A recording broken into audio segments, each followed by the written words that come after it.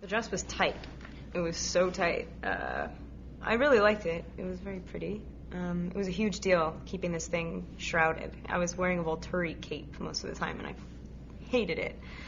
You want to feel pretty on your wedding day, and every single time they call cut, someone comes and, attacks you with a Volturi cape, and you're like, where am I? It was really late one night on set. It was like, oh, we're wrapped, but we're wrapped. Like, the wolves wrapped the whole movie. And so we finished our bit was such an anticlimax. It was the end of a week of night shoots.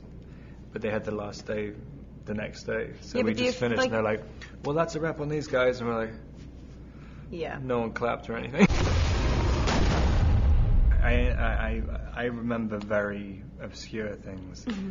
I'm trying to think of a really nice, like special moment, and all I can think of are the weird ones. It's sort of something that we're not supposed to talk about, but where they break them up is really natural, smart. It makes sense. It's almost like they were two, and now it's hard for me to remember them being together. You know what I mean? And the first one as well, we haven't because the first one is based on a smaller section of the book than the second one is. Yeah. It's quite nice to kind of, it gave the opportunity to concentrate on more intricate relationships and stuff. Just having the whole experience be closed was a very, very satisfying experience. I was really able to wallow in it and appreciate it for real. Seeing everybody sitting in attendance at my wedding was actually pretty cool.